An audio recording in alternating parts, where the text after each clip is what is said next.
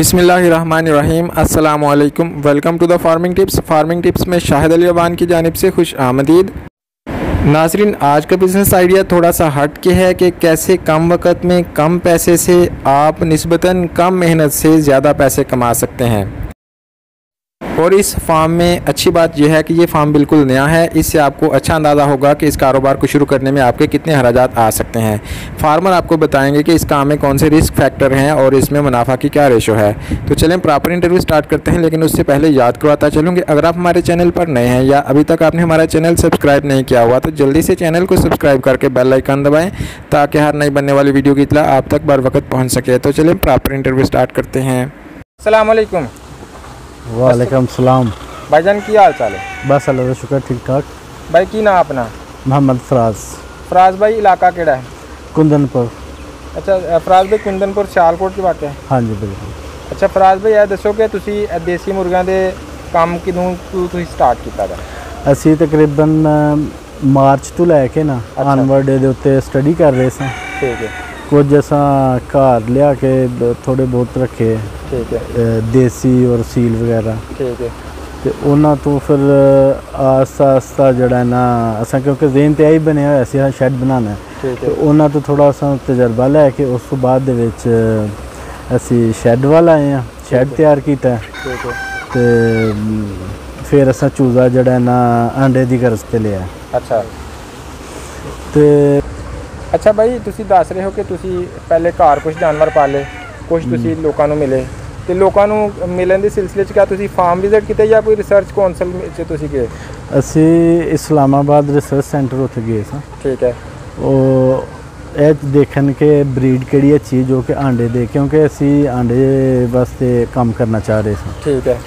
तो उत्थे कुछ अच्छी ब्रीड्स भी मिली ने। फिर रस्ते विच एक थां असी रुके हाँ सराय आलमगीर। ठीक है। उत्थों असा एक अच्छी ब्रीड लई है एस्टरलोब और RIR, जो कि 300 प्लस आंडे साल दे दिंदी है माशाल्लाह। तो वो असा तकरीबन 100 पीस लैके आए हैं। ठीक है। और वो अच्छा सर्वाइव कर रहे हैं। लेकिन जो दूसरे देसी लैके आए हैं, मिस्री देसी इन्होंने कहते हैं। हाँ हाँ। तो ये अच्छे ने, लेकिन ओदा इन्ना मतलब आंडियां वास्ते वो इन्ने मतलब कि वो एज कंपेयर टू RIR और दूसरे नहीं बिल्कुल नहीं है। उन्ने अंडे नहीं दिंदे साल दे विच। लेकिन है कि घरां विच पालन वास्ते बेहतर ने। अच्छा सर, तुहानूं रिसर्च सेंटर वाले ने की मशवरे दिते? वो सिर्फ यह गाइडलाइन लाई सी कि क्योंकि मोस्टली ये देखा जाए ना असा चूजा लेना सी कोई 1.5 महीने का ना, तो उन्होंने फीड पाते हैं। तो वो फीड ना फिर ज़्यादा वध है, तो असी उन्होंने चाहते हैं कि बिल्कुल प्योर देसी होए। तो उन्होंने यह पूछ रहे थे कि असी अगर कन्वर्ट करना है फीड तो कन्वर्ट करिए असी देसी खुराक तो जिस तरह बाजरा वगैरह या दूसरा वो वास्ते उसने कुछ 2-3 पाउडर उन्हें लिख के दिते सन कि यह देने ने खुराक दे विच पाओगे ना तो आस्ता आस्ता इन्हों कन्वर्ट कर सकते हो। जो इन्हों का कुछ लीवर टॉनिक वगैरह ने वो दोगे ताकि वो खुराक दे चेंज होने लगे, कोई मसला नहीं होएगा। ठीक है। तो बस यह चीज़ां सन कुछ ज़्यादा। और बेसिकली साडा रावलपिंडी इस्लामाबाद जाने का मकसद है सी कि वो काफ़ी वड्डी मार्केट है उत्थे चूज़ियां दी देसी दी। ठीक है। तो वो जाके रिसर्च किया, काफ़ी महंगी सी मार्केट, क्योंकि असी खरीदना चाह रहे हाँ मुर्गे, इस वास्ते असी उत्थे मतलब कि चूज़े वगैरह लेना चाह रहे हैं। ठीक है। इस वास्ते असी उधर गए हाँ। तो फिर सानू इत्थों किसी दे रेफरेंस हाजी नईमुल्ला डस्के वाले उन्होंने को लैके नंबर तो फरियाद उगो की वाली साइड ते ने उन्होंने को फिर असी चूज़ा ले लिया। लेकिन चूज़ा कितनी उम्र का लिया? तकरीबन 45 तो 50 दिन का। 45 तो 50 दिन का? हाँ जी। तो किस रेट ते मिल गया सी? ये सानू 260 255 यह उन्होंने रेट सी पर kg। यानी 260 च जिन 1 kg जिन्ने चूजे आ जान वो कुछ मतलब कि समझ लो कि 2.5 इन्ने आते हैं चूजे या कोई 3 आ जाते सन। मुर्गियां जरा थोड़ी घट वेट होंदा उन्हां दा, वो कोई 3 आ जांदियां सन। मुर्गे जड़े हैं वो 2 या 2 तो थोड़े ज़्यादा। ਕਿੰਨੀ ਕੁਆਂਟੀਟੀ ਤੁਸੀਂ ਉਹਨਾਂ ਕੋਲੋਂ ਆਰਡਰ ਲਿਆ ਸੀ? ਅਸੀਂ 4000। 4000? ਹਾਂ। ਆਮ ਤੌਰ ਤੇ ਦੇਸੀ ਮੁਰਗੀ ਜਾਂ ਮਿਸਰੀ ਮੁਰਗੀ ਕਿੰਨੇ ਮਹੀਨੇ ਦੀ ਉਮਰ 'ਚ ਅੰਡੇ ਦੇਣਾ ਸਟਾਰਟ ਕਰ ਦਿੰਦੀ ਹੈ? 6 ਮਹੀਨੇ ਤੱਕ। 6 ਮਹੀਨੇ ਤੱਕ? 6 ਮਹੀਨੇ ਤੱਕ ਅੰਡੇ। ਔਰ ਜਿਹੜੀ ਤੁਸੀਂ ਆਸਟਰਾਲੋਪ ਔਰ RIR ਦੇ 100 ਪੀਸ ਲੈ ਕੇ ਆਏ ਹੋ, ਉਹਨਾਂ ਦਾ ਕੀ ਸਿਸਟਮ ਹੈ? ਉਹ ਕਿੰਨੀ ਉਮਰ 'ਚ ਸਟਾਰਟ ਕਰਦੇ? ਉਹਨਾਂ ਦੇ ਵੀ 6 ਮਹੀਨੇ। 6 ਮਹੀਨੇ? 5-6 ਮਹੀਨੇ ਲੱਗਦੇ ਨੇ। ਕਹਿੰਦੇ ਨੇ ਜਲਦੀ ਸਟਾਰਟ ਕਰ ਦਿੰਦੇ ਨੇ? ਮੇਰੇ ਖਿਆਲ ਨਾਲ ਨਹੀਂ। ਠੀਕ ਹੈ। ਤੁਸੀਂ ਅੱਜ ਕੱਲ੍ਹ ਇਹਨਾਂ ਮੁਰਗੀਆਂ ਨੂੰ ਕੀ ਖਿਲਾ ਰਹੇ ਹੋ? ਅਸੀਂ ਫਿਲਹਾਲ ਫੀਡ ਹੀ ਕੰਟੀਨਿਊ ਰੱਖੀ ਹੈ। ਅੱਛਾ। ਕਿਉਂਕਿ ਅਸੀਂ ਥੋੜਾ ਸਮਝ ਲਓ ਕਿ ਲਾਲਚ ਵਿੱਚ ਆ ਗਏ ਆ ਸ਼ਾਇਦ, ਜਾਂ ਕੀ ਹੈ ਕਿ ਅਸੀਂ ਆਨੇ ਕਿ ਜ਼ਰਾ ਥੋੜੀ ਜਲਦੀ ਭਾਰੀਆਂ ਹੋਣ ਤੇ ਉਹ ਅੰਡੇ ਤੇ ਆਣ। ਫਿਰ ਅਸੀਂ ਉਹ ਜੋ ਅਸਾਂ ਇਸਲਾਮਾਬਾਦ ਤੋਂ ਉਹਨਾਂ ਨੂੰ ਪੁੱਛਿਆ ਇਹਨਾਂ ਨੂੰ ਫੀਡ ਚੇਂਜ ਕਰਨ ਵਾਸਤੇ, ਉਹ ਫਿਰ ਉਸ ਟਾਈਮ ਦੇ ਉੱਤੇ ਇਹਨਾਂ ਦੇ ਅਸੀਂ ਫੀਡ ਚੇਂਜ ਕਰਾਂਗੇ। ਤੇ ਉਹਨਾਂ ਜੋ ਵੀ ਉਹਨਾਂ ਪਾਊਡਰਸ ਵਗੈਰਾ ਜੋ ਟੌਨਿਕ ਜੋ ਵੀ ਲਿਖ ਕੇ ਦਿੱਤਾ ਹੈ, ਅਸੀਂ ਫਿਰ ਉਹ ਦੇ ਕੇ ਤੇ ਇਹਨੂੰ ਫਿਰ ਫਟਾਫਟ ਜਿਹੜਾ ਨਾ ਉਹਦੇ ਤੇ ਕਨਵਰਟ ਕਰ ਲਾਂਗੇ। ਤੇ ਉਹ ਠੀਕ ਹੈ। ਕਿੰਨੀ ਉਮਰ 'ਚ ਉਹਨਾਂ ਲਿਖਿਆ ਕਿ ਇਹਨਾਂ ਨੂੰ ਤੁਸੀਂ ਦੇਸੀ ਖੁਰਾਕ ਤੇ ਕਨਵਰਟ ਕਰ ਸਕਦੇ? ਉਹ ਤੇ ਹੁਣ ਵੀ ਕਰ ਸਕਦੇ ਹਾਂ। ਉਹ ਤੇ ਜਦੋਂ ਅਸੀਂ 45 ਦਿਨ ਦਾ ਲੈ ਕੇ ਆਏ ਹਾਂ ਨਾ, ਅਸੀਂ ਉਦੋਂ ਹੀ ਕਰ ਸਕਦੇ ਹਾਂ। ਲੇਕਿਨ ਕਿਉਂਕਿ ਅਸੀਂ ਸਰਦੀਆਂ ਦੇ ਆਂਡੇ ਲੈਣਾ ਚਾਹ ਰਹੇ ਹਾਂ, ਉਹ ਨਾ ਹੋਏ ਕਿ ਜਨਵਰੀ 'ਚ ਜਾ ਕੇ ਆਂਡੇ ਦੇਣ ਅਗਰ ਅਸੀਂ ਨਾਰਮਲ ਫੀਡ ਪਾਈਏ ਤਾਂ ਫਿਰ ਸਾਨੂੰ ਫਾਇਦਾ ਨਹੀਂ ਹੋਏਗਾ। ਅੱਛਾ ਭਾਈ, ਇਹ ਦੱਸੋ ਕਿ 45 ਦਿਨ ਦਾ ਤੁਸੀਂ ਚੂਜ਼ਾ ਖਰੀਦਿਆ, ਹੁਣ ਤੁਸੀਂ ਕਿੰਨੇ ਦਿਨ ਤੁਹਾਡੇ ਕੋਲ ਆਇਆ ਇਹਨਾਂ ਨੂੰ ਹੋ ਗਏ ਨੇ? ਸਾਡੇ ਕੋਲ ਮਹੀਨਾ ਇੱਕ ਹੋ ਗਿਆ। ਮਹੀਨਾ ਹੋ ਗਿਆ? 1 ਮਹੀਨਾ ਤੇ ਕੋਈ 10 ਦਿਨ। 1 ਮਹੀਨਾ 10 ਦਿਨ। ਤੁਸੀਂ ਦੱਸ ਰਹੇ ਹੋ ਕਿ ਤੁਸੀਂ ਇਹਨਾਂ ਦੀ ਸੇਲ ਵੀ ਕੰਟੀਨਿਊ ਕੀਤੀ ਹੋਈ ਹੈ ਨਾਲ? ਅਸੀਂ ਇਹ ਚਾਹੁੰਦੇ ਹਾਂ ਕਿਉਂਕਿ ਲਾਜ਼ਮੀ ਨਹੀਂ ਕਿ ਜੋ ਕਿ ਤੁਸੀਂ ਟਾਰਗੇਟ ਸੈੱਟ ਕੀਤਾ ਹੈ ਉਹਨੂੰ ਅਚੀਵ ਕਰ ਲਵੋ। ਅਸੀਂ ਸੋਚਿਆ ਤੇ ਪਹਿਲੇ ਇਹ ਸੀ ਕਿ ਅੰਡੇ ਲਾਂਗੇ, ਉਸ ਤੋਂ ਬਾਅਦ ਦੇ ਵਿੱਚ ਫਿਰ ਅਸੀਂ ਡਿਸਾਈਡ ਕੀਤਾ ਕਿ ਨਹੀਂ ਇਹਨੂੰ ਸੇਲ ਆਊਟ ਕਰਨੇ ਆ, ਔਰ ਮਜ਼ੀਦ ਜੋ ਵੱਡਾ ਲੈਣ ਦੀ ਬਜਾਏ ਅਸੀਂ ਛੋਟਾ ਬੱਚਾ ਲਾਂਗੇ, ਉਹਨੂੰ ਅੱਛੇ ਤਰੀਕੇ ਨਾਲ ਪਾਲਾਂਗੇ, ਉਹਦੀ ਵੈਕਸੀਨੇਸ਼ਨ ਪੂਰੀ ਵਿਦ ਗਰੰਟੀ ਦਾਂਗੇ ਤੇ ਉਹਨੂੰ ਸੇਲ ਆਊਟ ਕਰਾਂਗੇ 2 ਮਹੀਨੇ ਦਾ ਕਰਕੇ ਜਾਂ 50 ਦਿਨ ਦਾ, ਅਰਾਊਂਡ ਯਾਨੀ 50 to 60 ਡੇਜ਼ ਦਾ।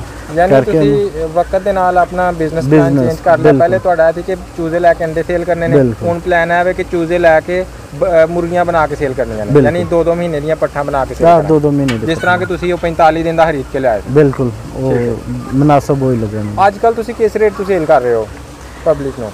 ਅਸੀਂ ਪਬਲਿਕ ਨੂੰ ਪਰ ਪੀਸ 350 ਦਾ ਦੇ ਰਹੇ ਹਾਂ। ਪਰ ਪੀਸ ਜਾਂ ਪਰ ਕੇਜੀ? ਨਹੀਂ, ਪਰ ਪੀਸ 350 ਦਾ ਆਮ ਪਬਲਿਕ ਨੂੰ। ਲੇਕਿਨ ਕਿਉਂਕਿ ਸਾਡੇ ਕੋਲ ਇੱਕ ਠੇਕੇਦਾਰ ਆ ਰਿਹਾ ਹੈ ਤਾਂ ਉਹਨੂੰ 310 ਰੁਪਏ ਕਿਲੋ ਦੇ ਰਹੇ ਹਾਂ, ਔਰ ਉਹ ਤੇ ਕਿਉਂਕਿ ਇੱਕ ਵੱਡੀ ਕੁਆਂਟੀਟੀ ਤੋਂ ਚੁੱਕ ਰਿਹਾ ਹੈ ਔਰ ਉਹ ਕੰਟੀਨਿਊ ਆ ਰਿਹਾ ਹੈ ਤੇ ਉਹਦੇ ਨਾਲ ਸਾਡਾ ਐਗਰੀਮੈਂਟ। ਅਗਰ ਤੁਹਾਨੂੰ ਕੋਈ 500 ਚੂਜ਼ੇ ਦਾ ਆਰਡਰ ਦੇ ਤੇ ਕਿਆ ਉਹਨੂੰ 310 ਰੁਪਏ ਫੀ ਕੇਜੀ ਮਿਲਣਗੇ? ਕਿੰਨਾ ਆਰਡਰ ਕਹਿ ਰਹੇ? 500 ਚੂਜ਼ੇ ਦਾ? ਬਿਲਕੁਲ ਮਿਲੇਗਾ। ਲੇਕਿਨ ਇੱਕ ਹਫਤੇ ਦੇ ਅੰਦਰ? ਇੱਕ ਹਫਤੇ ਦੇ ਅੰਦਰ, ਬਿਲਕੁਲ, ਕਿਉਂਕਿ ਇਸ ਤੋਂ ਬਾਅਦ ਵਿੱਚ ਉਹ ਚਲਾ ਜਾਏਗਾ। ਠੀਕ ਹੋ ਗਿਆ। ਅੱਛਾ ਭਾਈ, ਤੁਸੀਂ ਇਹ ਦੱਸੋ ਕਿ 45 ਦਿਨ ਦਾ ਚੂਜ਼ਾ ਤੁਹਾਨੂੰ ਕਿੰਨੇ ਰੁਪਏ ਤੋਂ ਚੂਜ਼ਾ ਅੱਛਾ ਤੁਸੀਂ ਦੱਸ ਦਿੱਤਾ ਰੇਟ ਕਿਲੋ ਦੇ ਹਿਸਾਬ ਨਾਲ ਮਿਲਿਆ? ਬਿਲਕੁਲ। ਤੁਹਾਨੂੰ ਮਹੀਨੇ ਦੇ ਵਿੱਚ ਕਿੰਨਾ ਖਰਚਾ ਪੈ ਗਿਆ ਫੀ ਚੂਜ਼ਾ? ਅਸੀਂ ਤਕਰੀਬਨ 1 ਮਹੀਨਾ 10 ਦਿਨ ਹੋਏ ਨੇ। 350 3,50,000 ਦੀ ਤਕਰੀਬਨ ਫੀਡ ਪਈ ਹੈ। 3,50,000 ਦੀ?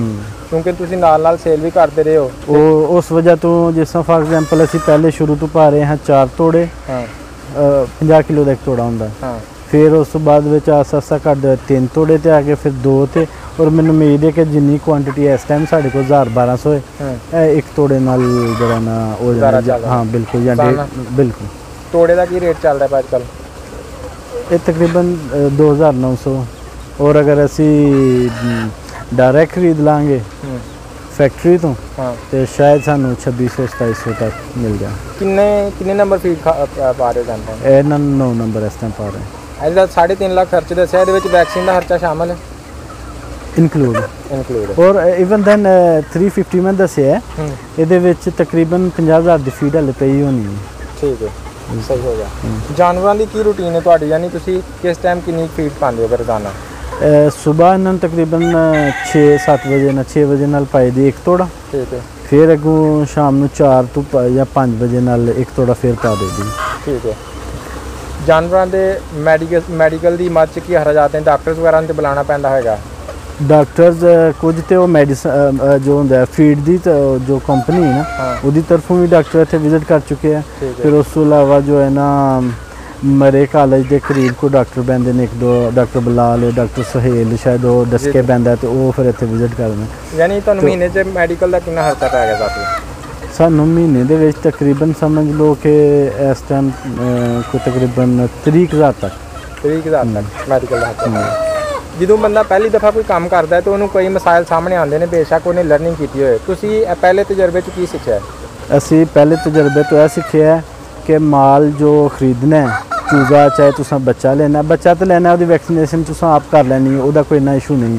लेकिन अगर ਤੁਸੀਂ 40-45 दिन ਦਾ ਲੈਣਾ ਉਹਦੇ ਵਾਸਤੇ वैक्सीनेशन जो है ना ਉਹ ਜ਼ਰੂਰ ਚੈੱਕ ਕਰੋ। ਇਹਦਾ ਕਾਰਡ ਤੇ ਨਹੀਂ ਬਣਿਆ ਹੁੰਦਾ ਜਿਸ ਤਰ੍ਹਾਂ ਬੱਚਿਆਂ ਦਾ ਬਣਿਆ ਹੁੰਦਾ, ਲੇਕਿਨ ਐਟਲੀਸਟ ਉਹ ਰੂਟੀਨ ਦਾ ਤਾਂ ਪਤਾ ਹੁੰਦਾ। ਜਿਹੜੇ ਪਾਲੇ ਨੇ ਨਾ ਬੱਚੇ ਚੂਜ਼ੇ 1 दिन ਦਾ ਲੈ ਕੇ ਜਾਂ 2 दिन ਦਾ, ਉਹਨੇ ਉਹ ਇੱਕ ਤਰਤੀਬ ਹੁੰਦੀ ਹੈ ਕਿ 1 दिन ਬਾਅਦ ਉਹਨੂੰ ਇਹ ਕਿਹੜੀ वैक्सीनेशन करनी है, 10 दिन बाद ਇਹ ਕਿਹੜੀ ਕਰਨੀ ਹੈ, 15 दिन बाद ਇਹ ਕਰਨੀ ਹੈ, 1 ਮਹੀਨੇ ਬਾਅਦ ਇਹ ਕਰਨੀ ਹੈ। ਉਹ ਸਾਰੀ ਐਨਡੀ ਦੀ ਹੋ ਗਈ ਜਾਂ ਇਹਦੀ ਰਾਨੀ ਖੇਤ ਦੀ ਹੋਰ 1-2 वैक्सीनेशन ਉਹ ਲਾਜ਼ਮੀ ਹੋਣੀ ਚਾਹੀਦੀ। ਅਗਰ ਉਹ ਨਹੀਂ ਹੋਈ ਐਟ ਦ ਐਂਡ ਤੁਸੀਂ ਨੁਕਸਾਨ ਉਠਾਓਗੇ। ਠੀਕ ਹੈ। ਤੇ ਫਿਰ ਇਹਦੇ ਵਾਸਤੇ ਕਿਉਂਕਿ ਕਾਰਡ ਵਗੈਰਾ ਤਾਂ ਨਹੀਂ ਬਣੇ ਹੁੰਦੇ, ਅਸੀਂ ਇਹ ਸਮਝ ਇਸ ਤਰ੍ਹਾਂ ਸੋਚ ਸਕਦੇ ਹਾਂ ਕਿ ਨਵੇਂ ਖਰੀਦਦਾਰ ਨੂੰ ਕਿਸੇ ਐਸੇ ਬੰਦੇ ਕੋਲ ਜਾਣਾ ਚਾਹੀਦਾ ਜਿਹਦੀ ਰਿਪਿਊਟ ਮਾਰਕੀਟ 'ਚ ਅੱਛੀ ਹੋਏ, ਯਾਨੀ ਉਹ ਟਰਸਟਿਡ ਹੋਏ, ਜਿਹਨੇ ਲੋਕਾਂ ਨੂੰ ਧੋਖਾ ਨਾ ਦਿੱਤਾ। ਕੁਝ ਲੋਕ ਐਸੇ ਹੈ ਨੇ ਜੋ ਕਿ ਬਹੁਤ ਅੱਛੇ ਨੇ ਵੈਕਸੀਨੇਸ਼ਨ ਦੇ ਹਿਸਾਬ ਨਾਲ, ਕਿਉਂਕਿ ਇਹਦੇ ਵਿੱਚ ਕੰਜੂਸੀ ਕਰਦੇ ਨੇ ਨਾ ਲੋਕ। ਕਹਿੰਦੇ ਨੇ ਕਿ ਅਸੀਂ 45 ਦਿਨਾਂ ਦਾ ਤਾਂ ਸੇਲ ਆਊਟ ਕਰ ਛੱਡਣਾ, ਕੋਈ ਗੱਲ ਨਹੀਂ, ਅਗਰ ਵੈਕਸੀਨੇਸ਼ਨ ਦੇ ਪੈਸੇ ਬਚਾਏ ਜਾਣ ਤੇ ਬਚਾ ਲਓ। ਉਹ ਕੁਝ ਇਸ ਤਰ੍ਹਾਂ ਲੋਕ ਕਰਦੇ ਨੇ, ਲੇਕਿਨ ਉਹਦਾ ਨੁਕਸਾਨ ਇਹ ਹੁੰਦਾ, ਇੱਕ ਤਾਂ ਉਹਨਾਂ ਦੀ ਆਪਣੀ ਮਾਰਕੀਟ ਖਰਾਬ ਹੁੰਦੀ ਹੈ, ਦੂਸਰਾ ਜੋ ਲੈਣ ਵਾਲਾ ਨਾ ਉਹ ਪਰੇਸ਼ਾਨ ਹੁੰਦਾ। ਠੀਕ ਹੈ ਸਰ, ਇਹ ਤੁਸੀਂ ਫਸਟ ਟਾਈਮ ਸ਼ੈੱਡ ਬਣਾਇਆ ਹੈ, ਤੁਸੀਂ ਕਾਫੀ ਸਾਰੀ ਚੀਜ਼ਾਂ ਇੰਸਟਾਲ ਕੀਤੀਆਂ ਨੇ, ਲੋਕਾਂ ਨੂੰ ਅਸੀਂ ਦਿਖਾਵਾਂਗੇ ਵੀ ਇਸ ਵੀਡੀਓ 'ਚ। ਕਿੰਨਾ ਖਰਚਾ ਆ ਗਿਆ ਸੀ ਸ਼ੈੱਡ ਬਣਾਉਣ 'ਚ? ਸ਼ੈੱਡ ਬਣਾਉਣ ਵਿੱਚ ਤਕਰੀਬਨ ਜੋ ਹੈ ਇਸ ਟਾਈਮ ਸਟਰਕਚਰ ਬਣਿਆ ਹੋਇਆ ਨਾ, ਤਕਰੀਬਨ 20 ਲੱਖ ਰੁਪਏ। 20 ਲੱਖ ਰੁਪਏ। ਇਹਦੇ ਵਿੱਚ ਬਰਤਨ ਵਗੈਰਾ ਵੀ ਸ਼ਾਮਲ ਨੇ ਜੀ? ਬਰਤਨ ਜੋ ਇਹਦੇ ਰਿਲੇਟਿਡ ਹੈ ਨਾ, ਚੂਜ਼ਿਆਂ ਦੇ ਰਿਲੇਟਿਡ, ਮਸਲਨ ਫੀਡ ਬਰਤਨ ਨੇ, ਮੈਡੀਸਨ ਨੇ ਜਾਂ ਕੁਝ ਵੀ, ਉਹ ਅਸੀਂ ਫਿਰ ਇੱਕ ਲੈਦਾ ਸੈਪਰੇਟ ਉਹਦਾ ਖਾਤਾ ਰੱਖਿਆ ਹੋਇਆ ਜਿਹੜਾ ਕਿ ਇਹ ਚੂਜ਼ਿਆਂ ਦੇ ਵਿੱਚੋਂ ਉਹਨਾਂ ਦੀ ਸੇਲ ਆਊਟ ਦੇ ਵਿੱਚੋਂ ਹੀ ਰਿਕਵਰ ਹੋਣਾ ਚਾਹੀਦਾ। ਠੀਕ ਹੈ। ਅੱਛਾ ਸਰ, ਇਹ ਦੱਸੋ ਕਿ an first impression is the last impression. ਸੱਚੀ ਗੱਲ ਕਰਨੀ ਹੈ, ਤੁਹਾਡਾ ਇੰਪ੍ਰੈਸ਼ਨ ਇਸ ਕਾਰੋਬਾਰ ਦੇ ਬਾਰੇ 'ਚ ਕੈਸਾ ਰਿਹਾ? ਕਿ ਕਾਰੋਬਾਰ ਚੰਗਾ ਹੈ, ਮਾੜਾ ਹੈ, ਨੁਕਸਾਨ ਦੇ ਨਫਾ ਬਖਸ਼? ਇਹ ਕਾਰੋਬਾਰ ਅੱਛਾ ਹੈ, ਲੇਕਿਨ ਅਗਰ ਤਰੀਕੇ ਨਾਲ ਕੀਤਾ ਜਾਏ ਤਾਂ। ਠੀਕ ਹੈ। ਔਰ ਅਗਰ ਲਾਪਰਵਾਹੀ ਨਾਲ ਕੀਤਾ ਜਾਏ ਤਾਂ ਉਹਨਾਂ ਬਿਹਤਰ ਹੈ ਕਿ ਨਾ ਕਰੋ, ਕਿਉਂਕਿ ਇਹਦੇ 'ਚ ਜੇ ਫਾਇਦਾ ਸਹੀ ਹੁੰਦਾ ਹੈ ਤਾਂ ਨੁਕਸਾਨ ਵੀ ਮਤਲਬ ਕਿ ਉਸੇ ਹਿਸਾਬ ਨਾਲ ਹੁੰਦਾ ਹੈ। ਕਿ ਫਾਰ ਐਗਜ਼ਾਮਪਲ ਅਸਾਂ 4 ਲੱਖ 4,000 ਅਸਾਂ ਲੈ ਕੇ ਆਏ ਹਾਂ ਚੂਜ਼ਾ, ਔਰ ਅਗਰ ਅੱਲਾ ਨਾ ਕਰੇ ਕਿ ਇਹਦਾ ਲਾਸ ਹੋਏ ਤੇ ਉਹ ਇਹਦਾ ਲਾਸ ਵੀ ਉਸੇ ਤਰ੍ਹਾਂ ਹੀ ਇੰਨਾ ਹੋਣਾ ਹੈ ਕਿ ਤੁਸੀਂ ਰਿਕਵਰ ਨਹੀਂ ਕਰ ਸਕਦੇ 1-2 ਖੇਪ ਦੇ ਵਿੱਚ। ਠੀਕ ਹੈ। ਕਿਆ ਸਰ ਤੁਸੀਂ ਇਸ ਤਰ੍ਹਾਂ ਦੀ ਕੋਈ ਸਟੱਡੀ ਕੀਤੀ ਹੈ ਕਿ ਇੱਕ ਚੂਜ਼ੇ ਨੂੰ ਕਿੰਨੀ ਜਗ੍ਹਾ ਚਾਹੀਦੀ ਹੁੰਦੀ ਹੈ, ਇੱਕ ਤਿਆਰ ਮੁਰਗੀ ਨੂੰ? ਫੁੱਟ ਬਾਈ ਫੁੱਟ। ਹਾਂ, ਫੁੱਟ ਬਾਈ ਫੁੱਟ। 1 ਫੁੱਟ ਕਾਫੀ ਹੈ? 1 ਫੁੱਟ ਕਾਫੀ ਹੈ ਮੇਰੇ ਖਿਆਲ ਨਾਲ, ਉਹ ਜੋ ਕਿ ਅੰਡਿਆਂ ਲਈ ਹੋਏਗੀ। ਜਦੋਂ ਅਸੀਂ ਬਾਹਰ ਫਿਰਨ ਵਾਲੀ ਜਗ੍ਹਾ ਵੀ ਸ਼ਾਮਲ ਹੈ? ਨਹੀਂ, ਉਹ ਸਿਰਫ ਉਹਦੇ ਦਰਬੇ ਦੀ, ਸਿਰਫ ਉਹਦੇ ਜੋ ਸ਼ੈੱਡ ਦੇ ਅੰਦਰ ਉਹਨੇ ਸਟੇ ਕਰਨਾ। ਤੇ ਬਾਹਰ ਓਪਨ ਹੈ। ਬਾਹਰ ਤੇ ਸਾਡੇ ਕੋਲ ਇਹ ਜਗ੍ਹਾ ਨੇ ਸਾਰੀਆਂ ਓਪਨ ਹੈ। ਠੀਕ ਹੈ। ਉਸ ਤੋਂ ਬਾਅਦ ਵਿੱਚ ਪਿਛਲੀ ਜਗ੍ਹਾ ਕਵਰ ਕਰਾਂਗੇ। ਠੀਕ ਹੈ। ਜ਼ਿਆਦਾ ਜਦੋਂ ਆਉਂਦੇ ਉਧਰ ਚਲੇ ਜਾਂਦੇ। ਸਾਡਾ ਕਿਉਂਕਿ ਡਬਲ ਬਣਾਉਣ ਦਾ ਇਰਾਦਾ ਹੈ, ਹਾਲੇ ਤੇ ਸਿੰਗਲ ਹੀ ਬਣਿਆ। ਜੋ ਡਬਲ ਬਣਾਵਾਂਗੇ ਉਹ ਸਾਡੇ ਕੋਲ ਕੁਆਂਟੀਟੀ ਜ਼ਿਆਦਾ ਹੋਣੀ, ਉਹਨਾਂ ਨੂੰ ਫਿਰ ਪਰਲੀ ਸਾਈਡ ਤੇ ਵੀ ਜ਼ਬਰਦਸਤ ਖੋਲਿਆ ਜਾਏ। ਭਾਈ ਇਹ ਦੱਸੋ ਸ਼ਾਰਟ ਟਾਈਮ 'ਚ ਕਿ ਖੁੱਲੀ ਜਗ੍ਹਾ ਦਾ ਹੋਣਾ ਜਿੱਥੇ ਚੂਜ਼ਿਆਂ ਨੇ ਮੁਰਗਿਆਂ ਨੇ ਫਿਰਨਾ ਜਾਂ ਚੂਜ਼ਿਆਂ ਨੇ ਫਿਰਨਾ ਕਿੰਨਾ ਜ਼ਰੂਰੀ ਹੈ ਨਾ ਮੁਰਗਿਆਂ ਵਾਸਤੇ, ਜਾਂ ਜ਼ਰੂਰੀ ਨਹੀਂ ਇਹਨਾਂ ਤੋਂ ਬਗੈਰ ਕੰਮ ਚੱਲ ਸਕਦਾ? ਦੇਖੋ, ਕੰਮ ਤੇ ਇਹਨਾਂ ਤੋਂ ਬਗੈਰ ਚੱਲ ਸਕਦਾ ਹੈ, ਲੇਕਿਨ ਅਗਰ ਇਹ ਬਾਹਰ ਖੁੱਲੇ ਫਿਰਨ ਦੇ ਨਾ ਤੇ ਇਹਦੇ 'ਚ ਕਮ ਸੇ ਕਮ ਧੁੱਪ ਲੱਗੇਗੀ ਇਹਨਾਂ ਨੂੰ, ਬਾਹਰ ਫਿਰਨ ਦੇ ਬਹੁਤ ਸਾਰੀਆਂ ਬਿਮਾਰੀਆਂ ਇਹਨਾਂ ਦੀਆਂ ਦੂਰ ਹੋਣਗੀਆਂ। ਜ਼ਬਰਦਸਤ। ਸਰ ਆਖਰ 'ਚ ਹੀ ਤੁਹਾਨੂੰ ਇਹ ਪੁੱਛਾਂਗੇ ਕਿ ਅਗਰ ਕੋਈ ਬੰਦਾ ਤੁਹਾਡੇ ਨਾਲ ਰਾਬਤਾ ਕਰਨਾ ਚਾਹੇ ਚੂਜ਼ੇ ਖਰੀਦਣ ਵਾਸਤੇ ਤੇ ਕੋਈ ਕਾਂਟੈਕਟ ਨੰਬਰ ਵਗੈਰਾ? ਬਿਲਕੁਲ, ਅਗਰ ਕਹਿੰਦੇ ਹੋ ਤਾਂ ਮੈਂ ਬੋਲ ਕੇ ਦੱਸ ਦਿੰਦਾ।